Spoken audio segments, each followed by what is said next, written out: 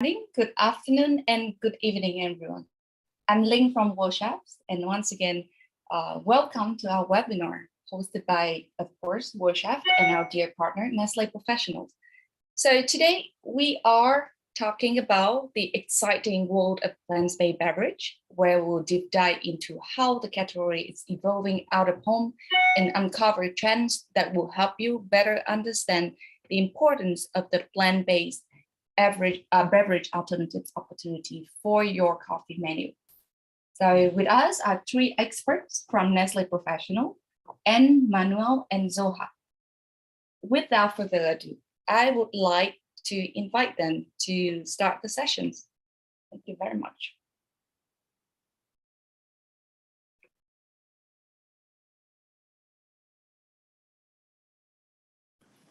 Thanks, Lynn. Hello, everyone, and welcome to Plant-Based I'm In. My name is Anne Menard, and I am the Nestle Professional Global Brand Communication and Beverage Insight Manager. I'm based in Switzerland, and it's a pleasure to host this webinar with my two colleagues, Manuel and Zoa. Manuel is the category leader for ingredients and vending, and Zoa is the beverage category executive. We all have been working on the plant-based category for several years, so it's a pleasure to be able to have this webinar along with World Chefs. So for many, a cup of coffee wouldn't be complete without a splash of milk. It changes coffee's mouthfeel and softens its bitterness. For decades, milk has been a component of some of the most popular coffee beverages, from flat whites and cappuccinos to macchiatos and lattes. However, in the past few years, we've seen changes in consumers' consumption habits regarding their beverage preferences. The focus has shifted to prioritize wellness, health, nutritional value, and a more conscientious consumer in terms of their choices and their environmental impact. This has led to a rise in popularity of plant-based beverages, and many are expecting to see a tremendous growth in the market, meaning one thing: people are talking about what is the future holds for the plant-based beverage category. So today we want you to leave this webinar to be much more prepared to tackle this category in an efficient and informed way. We'll start with a bit of an overview about plant-based in general, and then focus a bit more about plant-based beverages and the history of plant-based beverages. Manuel will touch on the trends within plant-based, discuss who are the consumers who are driving this category, and what does this category look like for the future. And Zoa will offer insights that are tailored to the beverage managers, exploring how to choose plant-based beverages and how to optimize your coffee menu. So let's start looking at plant-based products in general. Consumers are more and more interested in plant-based products for a variety of reasons, and they want to be able to have a wide choice available at their fingertips. A good example of this, and you can see a very simple data, is that the searches for Google in vegan food near me had more than 5,000% increase in 2021. Also in 2021, a global survey of people who work in food industry found that 88% expect that the demand for plant-based products to increase. And 56% of those people expected actually it would be a lot more growth. Last year, Rokin conducted a survey with over 130,000 people. And of the consumers they spoke with, 81% of the consumers had tried plant-based beverages. So you can see the trend is here. When looking at the key markets for plant-based products, you can see that even more data is supporting this shift. According to International Food Information Council, a 2021 research in the US showed that about 2/3 of Americans reported that they had plant-based alternative products within the past year. 20% of those people actually said that they had them weekly, and another 22% said that they had it daily. 12% said that they didn't have plant-based alternatives that year, but they would like to try them in the future. So they're curious and they want to try. Ipsos research this year found that 46% of Britons aged 16 to 75 are considering reducing their intake of animal products in the future. And the Smart Protein Project found that the sales of plant-based food and drinks in Europe grew to 3.6 billion in 2020, which was a growth of 49%. Finally, we see that plant-based market in Asia Pacific is expected to grow by almost 4 times between 2020 and 2023. So it's very clear from this information from the plant-based category is still growing at pace. So now let's focus a bit on the history of plant-based beverages and where they're coming from the perspective. So nowadays, you just have to look at the supermarket shelves and look at the coffee shop menus to see that there's a huge range of plant-based alternatives, including those made from soy, oat, hemp, pistachio, coconut, pea, and rice. But did you know that the earliest mention of soy milk was found in a Chinese stone slab dating back to a period between the 1st and 3rd centuries? And at that time, people believed that by gently heating the soy, it was easier to digest than the cow's milk. In Europe, a few hundred years ago, almond milk was considered the ultimate luxury and was used in many recipes throughout the medieval times. People would grind and soak the almonds in water for days and then strain them using cloth, resulting in a silky white almond milk. And finally, we can't talk about the history without mentioning the soy boom and the modern production. In 1910, the world's first soya milk factory was established in Paris. By the 1980s, soy was incredibly popular and commonly found across the US, Europe, Asia, and Australia. And in 2008, the US sales peaked at 1.2 billion. However, in recent years, because of the so many new alternatives, we have seen the soy's popularity drop drastically. Now, if you look at the modern evolution of plant-based beverage alternatives, we can break it down into generations. So no surprise, the first generation is really defined by soy and almond milk, while the second is really much broader. Here we see fruits, nuts, and grains being more prominent, including hazelnuts, cashews, coconut, rice, and oat, amongst others. The third generation goes even further beyond, bringing in pulses and seeds, as well as other crops like peas and hemp. So there are many options available today, and they can be used in increasing varied number of ways. So despite this steady rise throughout the 21st century, the plant-based alternative category has only experienced fantastic growth in the past few years. Globally, the market is expected to be valued at 21 billion by the end of 2026, which is not too far away. When we look at the opportunity of plant-based coffee drinks out of home, and when we say out of home, that really means all out of home channels, such as cafes, cafeterias, HoReCa, travel, offices, etc. We see that globally, around 1 in 4 hot white coffees are being used with plant-based alternatives. And 1 in 3 cold white coffees are plant-based. So just to clarify the term white coffee, it's coffee beverages that are served with milk, like a latte, a cappuccino, or a flat white coffee. And the milk that was used for all of these coffees are plant-based alternatives. So such information is very powerful and a clear sign of the strong momentum that the plant-based beverage category is experiencing. And also it gives a good example of the diversity as it can be used in both hot and cold.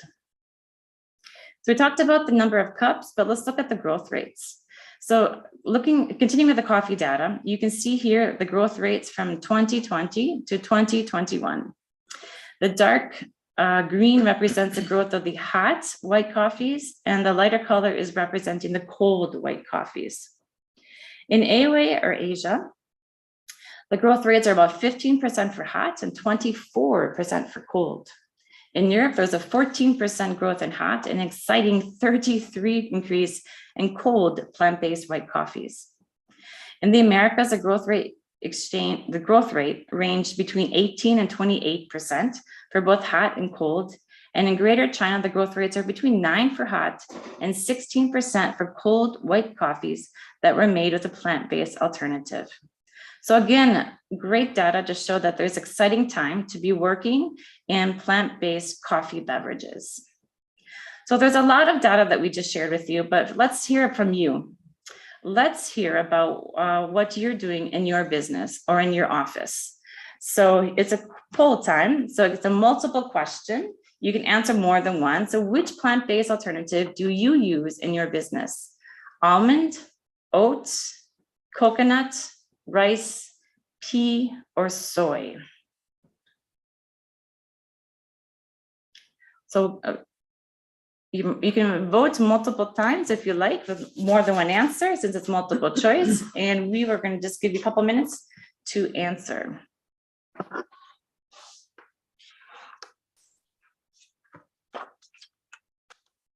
All right, so with everyone that's participating, we have 77 people. We'll wait for a couple more to vote.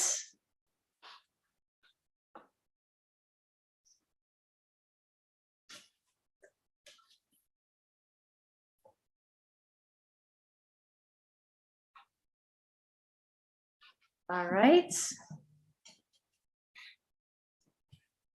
Okay, so we can see from the results. I don't know, Lynn, do you want to show the results, or is it showing? Cool. So you can see 51% are using soy, followed by oat with 42%, almond with 39%, and then coconut with 35%. Rice and pea were in the last spot, so 24% and 17%. Very, very interesting results. And with that, I'm going to pass it over to my colleague, Manuel. Thank you, Anne. There we go.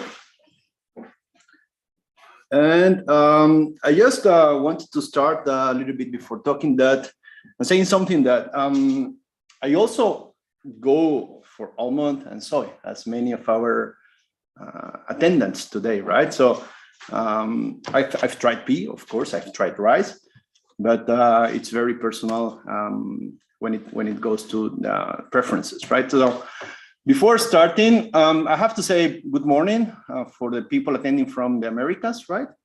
Bom dia as well from the people from Brazil and those of you who speak Portuguese. And good afternoon for you on Asia, China, and Oceania. Okay, so it's a pleasure to have you here, and thanks and for guiding us through this first part of the webinar. Okay. So as Anne mentioned, I'm Manuel Aleman, so originally from Venezuela, but worked in LATAM for a few years. And now I'm just leading the category for plant-based when it goes to liquids and powder. And as we say, it's I work for Nestle in the out-of-home or Nestle Professional business, okay? So as Anne stated, right? So this is a category that's booming globally, okay? So we know changes in consumers' behaviors are shifting the way that we eat and also the way we drink. So plant-based alternatives are becoming very attractive for many consumers globally. So as you see on the slides, yes, we need to talk about flexitarians. And flexitarians, yes, before talking about that, I have to say that I consider myself a flexitarian. So, but we need to understand the importance of this group of people, this category, and how flexitarians works and behaves when drinking and eating plant-based. So, you know, there's many definitions, and in fact, flexitarian, you know, it's let's put a person who primarily eats a non-animal based diet, right? So this diet might include vegetables, fruits, grains, legumes, nuts, and seeds, just to say some examples, instead of dairy, meat, or even fish. But however, when you see the term flex, it means that the diet in this group is taking or allowing some flexibility for many people. So they choose to limit their consumption of animal products, but instead of eradicating ill altogether, right? So that's the beautiful of this flexitarian. And as I told you, I'm considering myself flexitarian, and I navigate through plant-based and also a very well-balanced diet. Okay, so just a matter of sharing with you, a recent study has shown that 1 out of 2 people, so look at this, are flexitarian to some extent. So moreover, understanding this, we can also see that veganism or vegetarian diets are not the only one driving forces behind consumers' interest in plant-based. So instead of this, right? So we can see today that, and I would say it's happening for many years so far, that consumers with a wider range of lifestyles and also flexitarian diets are also looking and pursuing for plant-based products.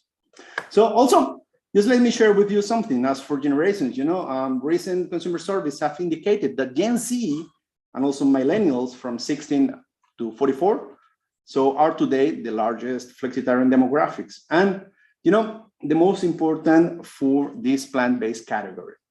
So furthermore, while these 2 generational groups have their own characteristics, they do share a high number of similarities. And that's very, very key. So having this in mind, I would say that both are motivated by meaningful decisions. Both, I would say, they're prioritizing experiences over their possessions. And I would say, yes, they're aiming for reducing their environment and social footprint, among other key factors, right? So knowing this, it's not a surprise that most plant-based products are targeted at these 2 groups as a primary focus, okay? If we move to the next slide, so the question might be why to choose plant-based. So in fact, as you may see on the screen, just let me share with you some figures that you see in this slide. So a recent global survey done by Innova has identified that the key reasons of why more flexitarians are going plant-based. And according to Innova, one of the biggest reasons for people to go plant-based is health and well-being. And look, more than 50%, actually, in fact, 53% of respondents are mentioning this as a driver. So health and nutrition are both important in this category, and the range of plant-based beverages offers several benefits in this regard. So it also plays into the differentiation side. So additionally, plant-based food and beverages can help to add variety to people's diet, as I mentioned. So it's part of this journey. So moreover, talking about variety, this was the second most prominent factor highlighted in the survey, as you see on the slide. So 35% of respondents said that it brings variety to my diet. And we will talk about this in the upcoming slides. And also, third and fourth, you see on the third side was prominent the environmental impact. So it's better for the planet. So we had 32% said by Innova. And also finally, 19% of consumers that were polled, so they indicated that they go plant-based because it tastes better. And just bear this in mind, because we will talk a little bit about this in the upcoming slides, okay? So what to say and what to take from this survey, surely. So with innovation, I would say continuous innovation and new developments in the plant-based manufacturing, we will surely have more and more and more and more options available to consumers in the years ahead, all right? So just let me move to the next slide, because when we talk about plant-based, we also must dive into some nutritional aspects, right?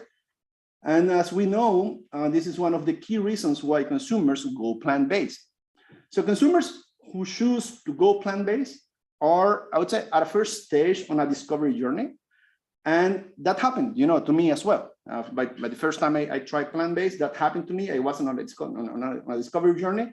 But in this case, what we know is that consumers look for taste, and also they look for experiences, they look for textures, and also nutritional value. And if you have tried plant-based, probably you can agree with me, okay? So in fact, according to Mintel, 38% of plant-based consuming households looks for high protein claims. So as you see in the right side of the graph or in the right side of the slide, so pea, soy, and oat, they do offer similar, or I would say, not far protein values when comparing it with cow's milk or dairy. And pea, in a matter of fact, has the same amount of protein as dairy. So, and also if you see on the fat content, it has less fat content. But at the end of the day, plant-based alternatives offers, I would say, not only an exciting experience to consumers, but also delivers on the nutritional side as well. And that's very important. But I won't continue. Before continue, I would like just to run this second poll. So be ready, as Anne said, we had the first poll regarding varieties and plant-based alternatives. So the second poll, it's about which is the main trend shaping plant-based alternatives. And let's give a minute and a half so you can respond. And I will continue after having your results. So please vote, and let's see what are these main trends.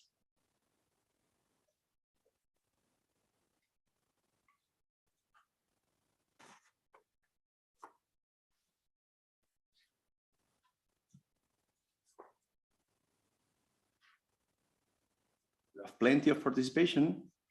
That's good. I've seen some trends here. Health and wellness, sustainability, taste and flavor. Some said all of the above. All right, so we have 110. It's coming.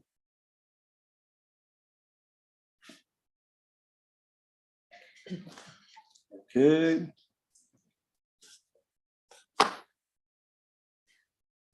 Right, just a couple of seconds more. We have a clear tendency over here.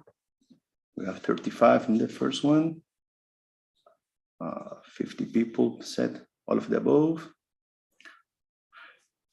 All right, just let me close it here. So let me see the results. So health and wellness, we had 35% of respondents saying that health and wellness is one of the main trends. I mean, in this category. Sustainability, close to 20%. Taste and flavor, it's only 3%, okay. And all of the above, yeah, plus 43%. All right, so for those of you, just let me move here. There you go. For those of you who said E, yes, I would say you are correct. It's all of the above, okay? And just let me move and let's zoom out a little bit and analyze what's happening at a macro level, okay? So before to do this, we need to be clear on what are the mega trends driving the growth of the plant-based beverage category, okay? So to start our analysis, I would like just to look at the growing focus on health and wellness that many consumers have today, but also it's important to explore how the increasing awareness, and for those of you who answered sustainability, we know about this, how this impacts on consumers' decision-making process. And it's I will go through each of these three in more details. But finally, we had very few. We had only less than 5%. We have 3%. But we need to explore how flavor and taste are becoming fundamental attributes of this plant-based beverages alternative, okay? So let's take a look on the first one, which is health and wellness. So first, when deciding what to eat, consumers want their food not only to taste good, right? But also to help consumers to reach their personal goals. So natural ingredients and high nutritional value do make a difference in this decision-making process. So also, consumers view wellness through a much broader and sophisticated lens, right? So, and it's this is surely, I mean, not for just fitness and nutrition purposes, but also, I would say, health in general. And look at this, just let me share this with you. It's also important to understand that for many consumers, the ability to digest lactose, it's an issue. And this issue might also be one of the main reasons for consumers to search for non-dairy alternatives. And I'm pretty sure we know people that have some lactose intolerance, or maybe this lack of ability to digest lactose, right? So as a matter of sharing with you, a recent study ran in the US suggested that flexitarian approach, so listen to this, has become more mainstream, and consumers look for functional or to functional plant-based nutrition when it goes to supporting their lifestyle. So in general terms, health and wellness have become a priority for many people globally, but also consumers are more and more proactive than ever, supporting their body and mind through, let's say, balanced approach to diets, as I did, as many of us did in the past and continues to do, just moving our lifestyles or changing our lifestyles, okay? If we move to the next mega trend, which is sustainability, it's not a secret, right, that the climate change is affecting our daily routines, and some evidences can be seen in the most recent heat wave in Europe. So I was in Europe 3 or 4 weeks ago, because it was summertime here in Europe, and I was in a place and the temperature reached above 40 degrees. So this is what's happening, and this has to be with sustainability and environmental impact. And but you know, this is not only related about temperature, right? So it's also regarding floods, water shortage. I mean, that's happening across the globe. So plant-based, it's perceived by consumers as a category that has much lower carbon footprint, and this means that it's viewed as more environmentally sustainable. And this is something that appeals to population in general. But look, it appeals also to many millennials and Gen Z consumers that, it's part of the population, right? So in 2018, as a matter of sharing with you, so Forbes magazine published a study, and this study indicated that close to 88% of consumers said that they prefer brands that has a positive environmental and social impact and social footprint, right? So this willingness to invest in sustainable products, I would say it's impacting and affecting everything. And this can be surely from actually the car we drive or the car you drive. And we know there's hybrids and electrical, so it impacts on that. But also it impacts on the food we eat and also the coffee we drink. And as Anne mentioned, coffee, meaning cappuccinos, latte macchiatos, flat whites, and everything that we know and we receive when we ask for a cup of coffee, okay? Also, Mintel suggested last year that the demand for plant-based, it's being driven by environmental and personal well-being priorities. So all of these factors, right, and figures that I'm showing to you, impacts from a consumer perspective, and this points towards a direction where the market is becoming much more favorable to all plant-based alternatives. Okay, so that accounts for sustainability. But just some of you answered flavor and taste, and I just let me deep dive a little bit on this.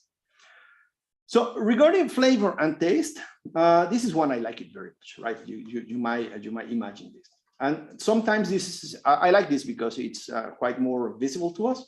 So in the last decade, we've seen plant-based category evolving from offering maybe only soy or almond to nowadays a wide variety of options, right? So these options are made of grains, vegetables, and some fruits, right?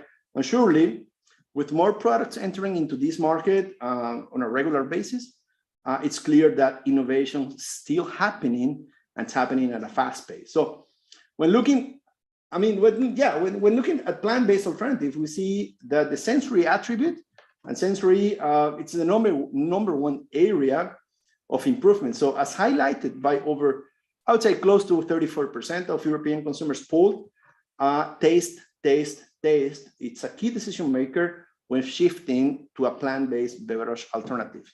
And this is very key. It has to taste good. And it's clear today that consumers are demanding for higher quality, but also, as I mentioned, better tasting plant-based beverage products.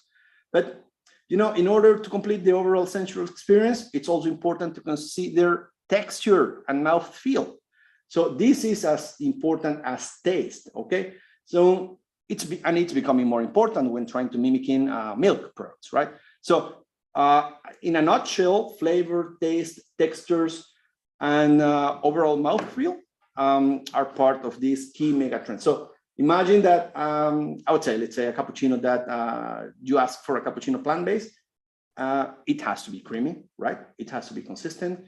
It has to be the cappuccino we all want, right? So it's a cappuccino, but that happens also with a latte macchiato or maybe a flat white.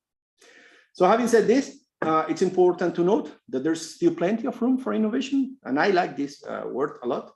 And in the future, we expect to see even more amazing plant-based. And meaning plant-based, I mean plant-based options and beverage alternatives. And also, yeah, as Anne mentioned in this first, second, and third generation, some other plant-based sources, meaning fruits, nuts, and not only that, I would say that not only taste amazingly, but also has or with an incredible health benefits, okay? So if we move to the next slide, just let me guide you through a little bit of the future of plant-based. So at the beginning, we said, and we started this webinar with a little bit of the history of plant-based products. And then we jumped into the mega trends and consumer habits, right? So, but let's take a look on, I would say, how bright, or maybe let's say, how challenging the future of the category is, right? So generally speaking, market reports suggest that plant-based beverages will continue to grow. I'm referring to sales, right? So this is for all of us, this is great news. And this growth is expected on a year-on-year basis. So far, there are no signs when we read the studies, when we read the reports, and when we talk to people we know, there are no signs of this growth to slow down. So on the contrary, it will continue to accelerate. And it's also clear that the ongoing changes in consumer habits aligns, from my point of view, yeah, sure, quite well with the potential of the plant-based beverage category. So as we've seen, more and more brands are offering nutritional, remember a couple of slides before, lactose-free and also sustainable products. Yes, we know this, but there's also a continuous innovation for professionals in this sector. And we've surely, I don't know, but then I will come to Lynn to understand how many professionals we have today here. Professional chefs or baristas, I will refer to that, because we know you have a tremendous role on innovating and when creating some dishes or new recipes, right? So this innovation can be exemplified by the shift from few options to a wider or a wide range of plant-based alternatives. And that includes, as I said, rice, soy, coconut, hemp, and also peas, right? So maybe last but not least, and now that I mentioned baristas, right, it's important to highlight that coffee shops, cafes, and in general, what we call coffee destinations, accounts, and just have this in mind, out-of-home accounts for a large share of beverage consumption, right? So therefore, we can ignore that the fact that these channels will continue to drive the growth in the out-of-home and plant-based consumption. We have tremendous responsibility to offer these products and alternatives to consumers, okay? If I move to the, I believe this is one of my last slides. So yes, it's not all bright. We do have a lot of challenges in the category. So despite this extraordinary growth of the plant-based beverage sector, the challenges are also with us.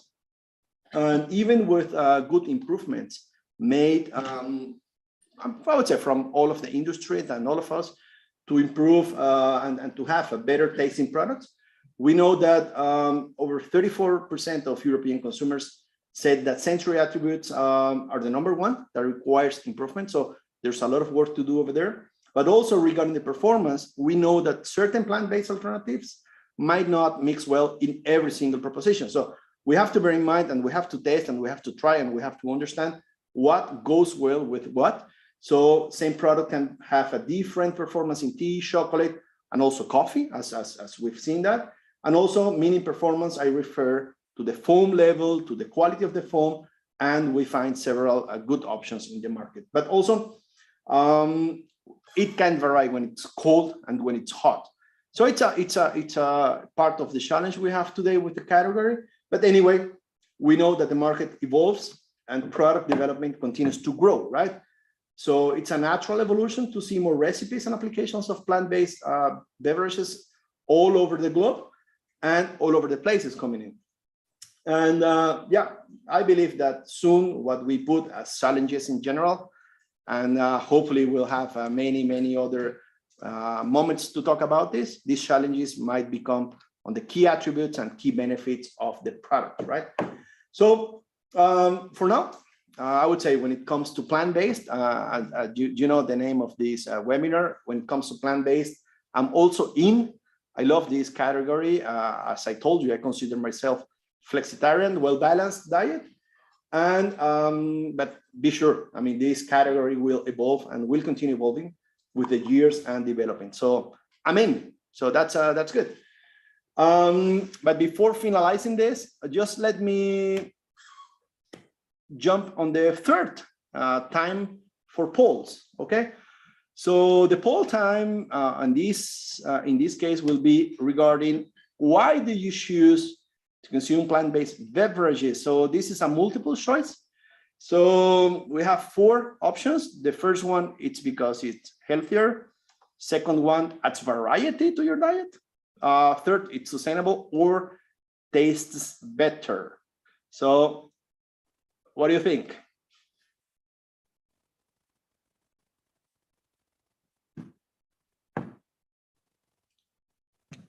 Okay, so we have some good trends. Oh, that's good. Healthier, variety, sustainable, tastes better. Very good.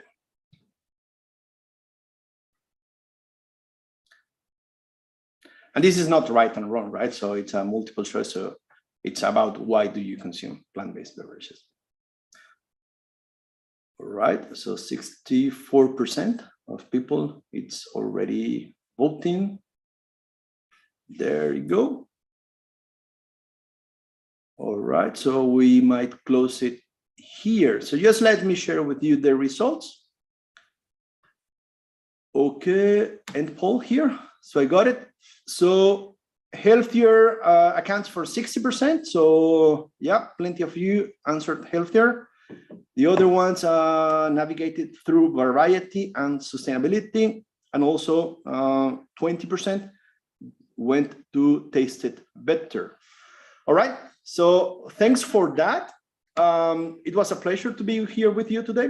And before moving in, I just will hand her to my colleague, Zoa Kuram. Okay, so Zoa, welcome. Thank you, Manuel. Hello, everyone. It is a pleasure to be here and sharing our learnings with all of you. I work on the plant-based category as a global category executive, and I work with my R&D experts here in trying to perfect plant-based alternate solutions, especially built for coffee. So let's talk about coffee. In the previous segments, we saw how exciting the plant-based category expansion has been so far and how the evolution is looking like in the future. In this section, I would like to build on how the coffee destinations and coffee beverages are playing a pivotal role in increasing the plant-based consumption and assisting the early adopters in their journey away from dairy. We saw at the beginning of the webinar that today in an out-of-home environment, approximately a quarter of hot white coffee cups and a third of cold white coffee cups are now plant-based. It is no surprise that coffee destinations are a popular place for first-time experience for plant-based consumers. For example, recent consumer surveys in the UK have indicated that 60% of the consumers who have tried a plant-based alternative have done so in a coffee shop. Furthermore, the target audience of the category, the Gen Zs in particular, responsible for setting the trend, are digitally savvy, and leverage social media engagement tools in an out-of-home environment. This is where the professional baristas start to look for inspiration and ways to premiumize their beverages in order to differentiate and keep their customers coming back. This need state and interest of the target audience results in a clear opportunity for plant-based alternatives to have professional barista-specific solutions in the range offer. These solutions do not just focus on the texture of the microfoam for latte art, versatility and application, but also the taste to ensure that the coffee beverage is neutral in sensory profile and attributes, and the plant proteins are not overpowering or leaving an off taste in the end beverage. Barista-specific alternatives meet coffee shop demands and standards, enabling baristas to work as efficiently as they do with dairy. Therefore, enabling the transition of the flexitarian consumer to a plant-based alternative, knowing that they are looking for a similar experience, mouthfeel, and texture that they have been used to. This has a direct relationship with the popularity and market penetration of plant-based alternative variants across multiple out-of-home consumption moments.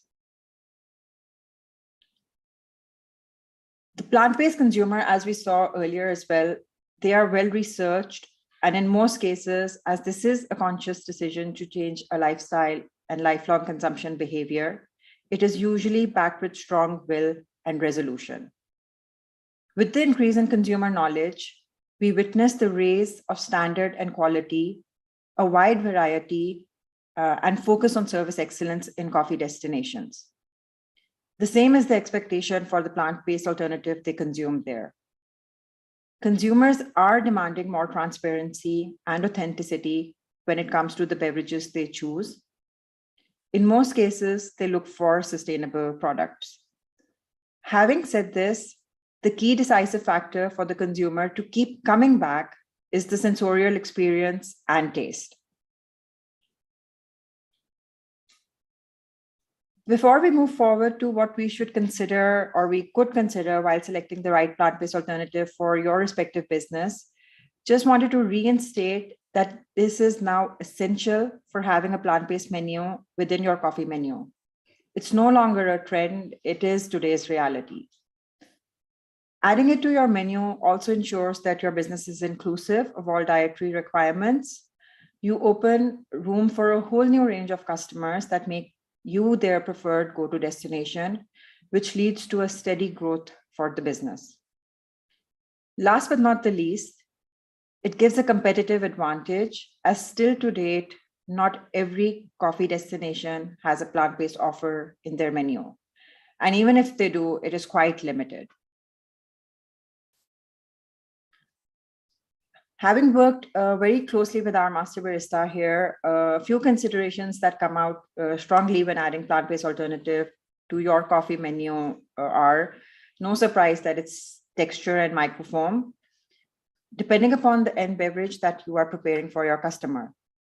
It is all about the end cup experience that they get. There is a range of plant-based alternatives available that might not perform or be right for your beverage. The reason could be that they are not, for example, designed for coffee preparation. Not all products have the right quality of microfoam for a cappuccino or the ability to do latte art and personalize it for your customer. Number two, what we see over here is unique flavors. And what we mean by this is that typically a plant-based alternative profile is dependent on a certain flavor profile. While some plant-based can be more neutral in flavor, others can have a strong off note. Try out that performs best in your menu offering, ensuring to keep intact the coffee experience that the consumer is looking for. The coffee should be the ultimate hero. Some plant-based performs better with certain flavor profiles. Like, for example, if we see oat pairs very well with peanut butter.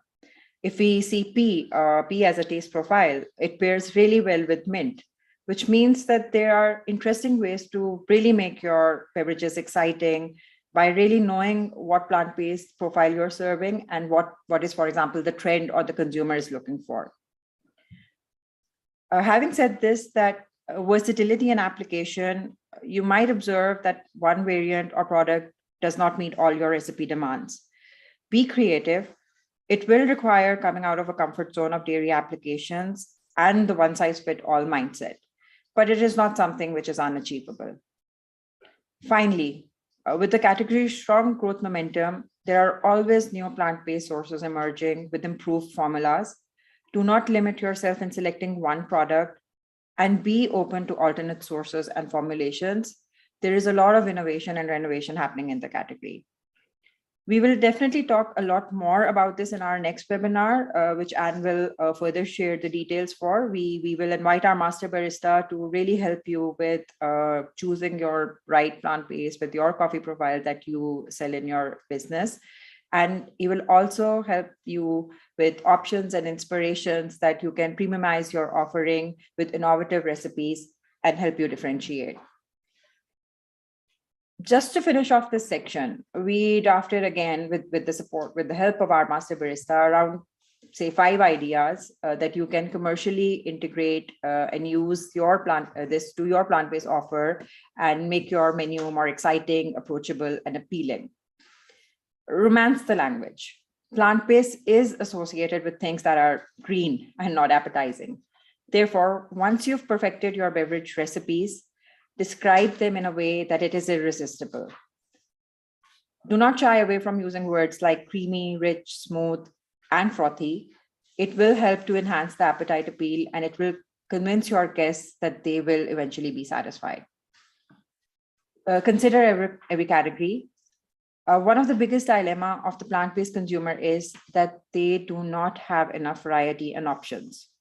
The addition of the plant-based cuts across multiple categories within the beverages also. So extend it to hot and cold offers, extend it to coffee and other beverages. Try to make an elaborate range offer. Try to make the switch easy for them by creating plant-based versions of, say, top-selling and popular menu items. You can excite the consumers and assist them in their transition. This would also help the consumers feel like they are not missing out on anything and encourage them to keep coming back for what they love and value the most, something that they are willing to pay a premium for. Plant-based products are not a compromise.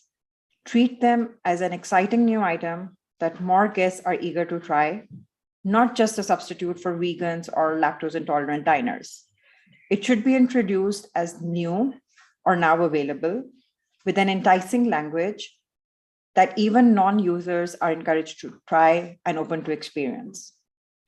Final being, be proud to point them out. Remember to mark them as 100% plant-based or vegan friendly, as long as all the ingredients in the recipe qualify, so that the guests feel confident in choosing them. So before we formally close the webinar, we would really like to hear from you as consumers. Where did you have your first plant-based beverage? And if you haven't tried it as yet, feel free to choose the last option.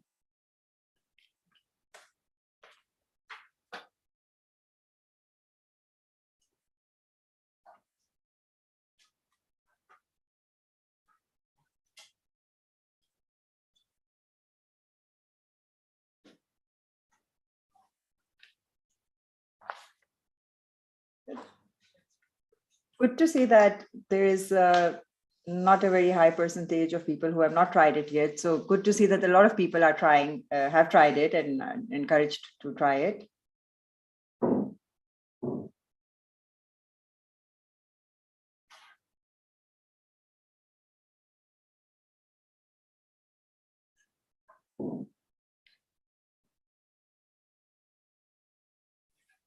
So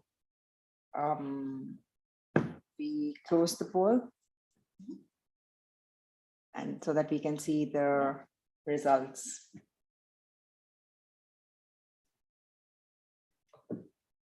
Great. So it's kind of a tie between at home and in a coffee shop. So that's great.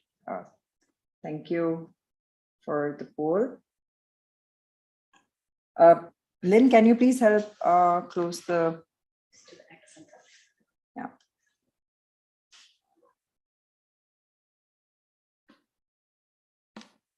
Great, thank you. Thank you. So just to recap, the final key takeaways of what we have shared with you today, we saw that the plant-based category is gaining momentum globally, and there is no sign of slowing down in the near future.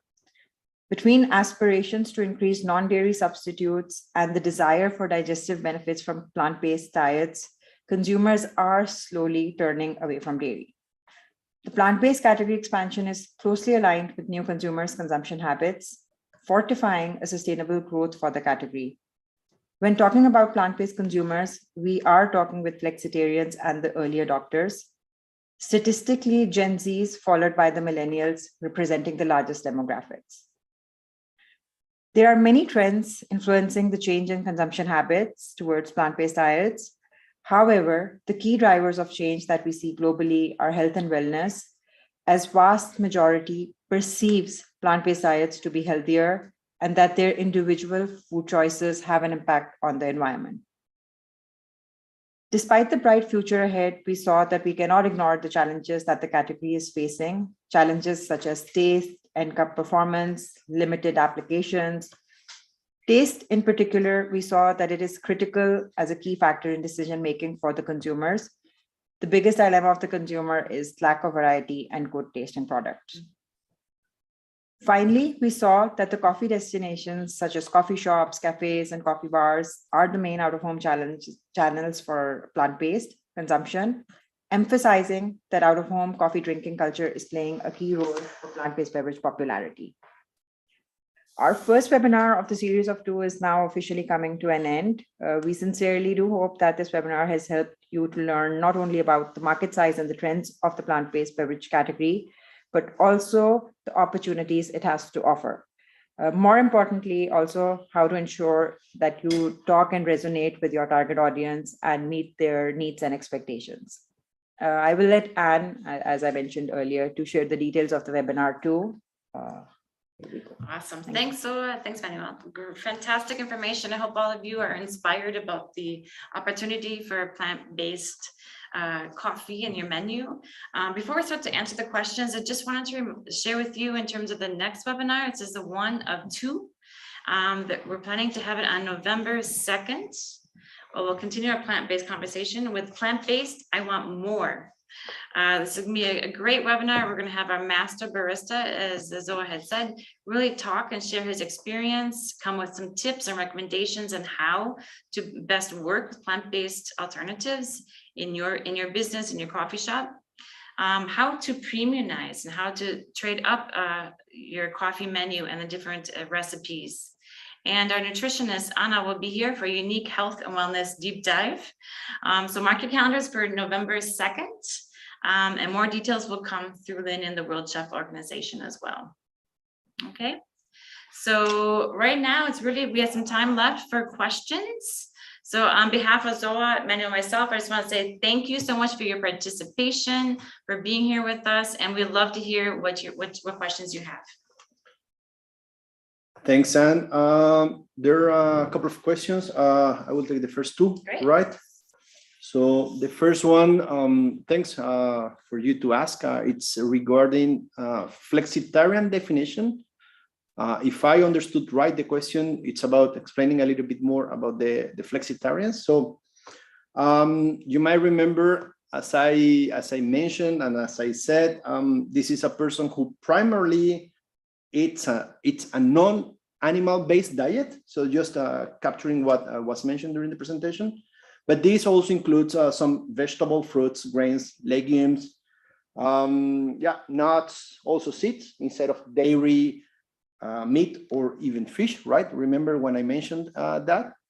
But also it allows some flexibility. So it's having also some animal products, such as cows or milk or something, instead of eradicating it from your daily diet, right? So I hope that can answer your question. which is what we know about flexitarians term definition, right? We had another one regarding packaging, right? So what I have to say, packaging, it's the main purpose of packaging is just to protect the quality of the product that we have inside every packaging, right? So we, as Nestle, right, we're following the Tetra Pak's sustainable roadmap, targeting a 95% paper board by 2030. So that's what we have as a commitment. And surely we're working with the Packaging Institute to have our products and packagings made of designed for recycled materials. So this is what we are doing so far, and it's on the agenda. Okay.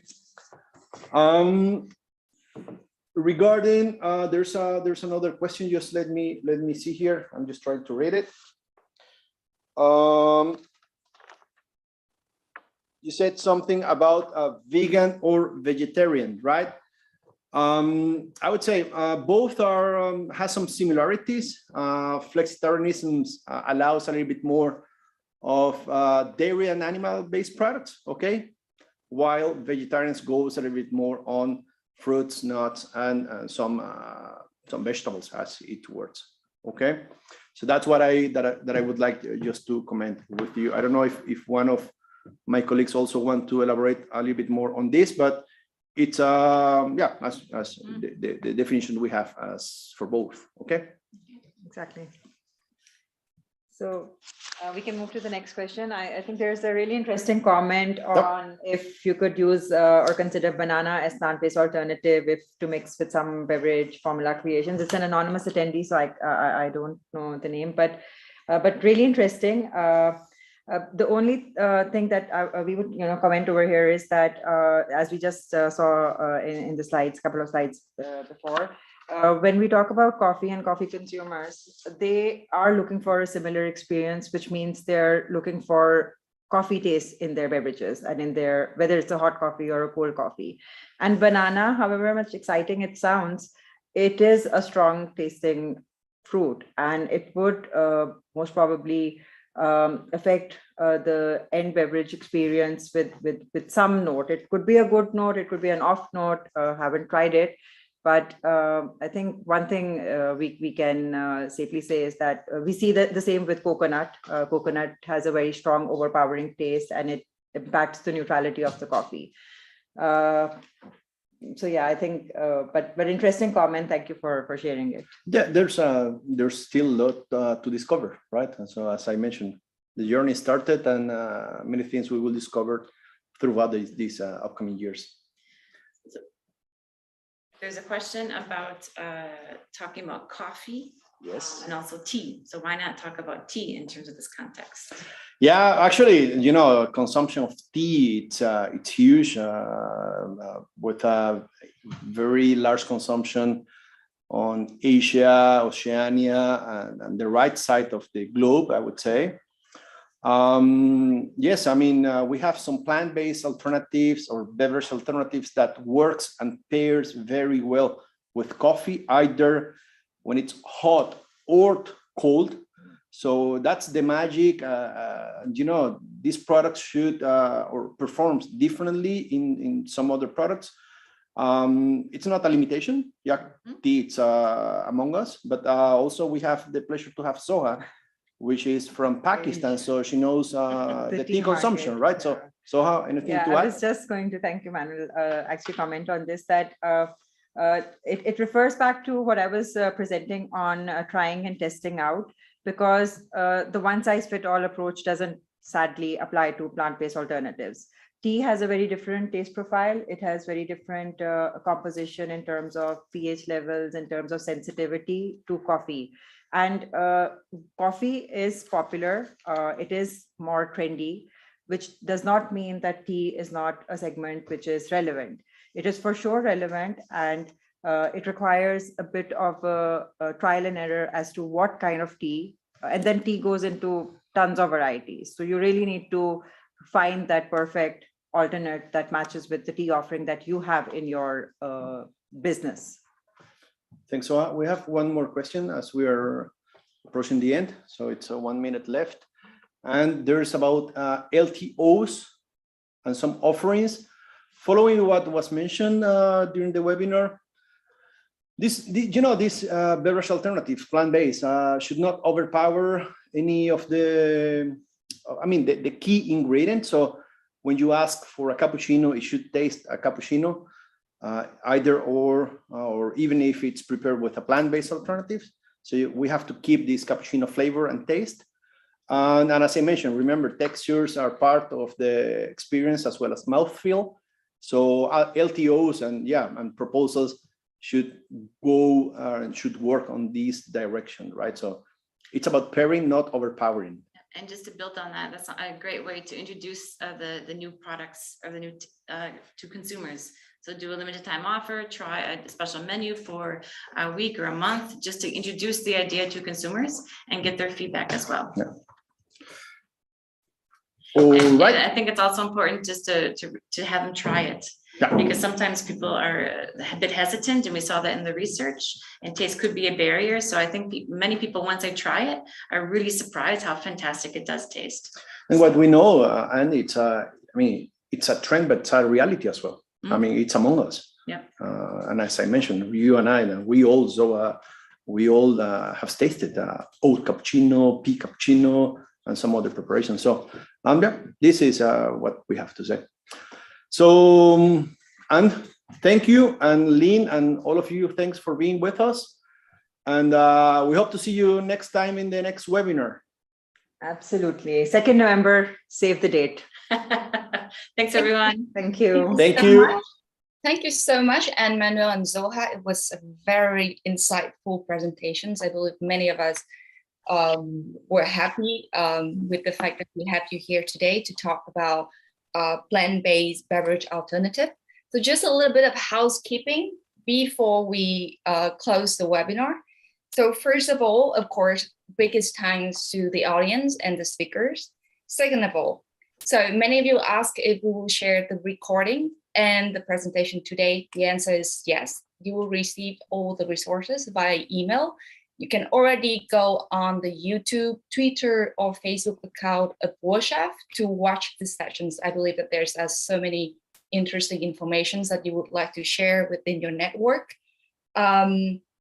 Second of all, yes, you will receive a digital badge and certificate. So we'll be looking into the attendance, and you will receive a notifications after 5 working days. So you should expect it next week. And last but not least, please do join us again on the 2nd of November for even more interesting information. And do share the event with your friends, your colleagues, your families even, so everyone can benefit from our interesting webinars. So with that, thank you so much for joining us today. I'll leave you to continue with your day. Bye-bye.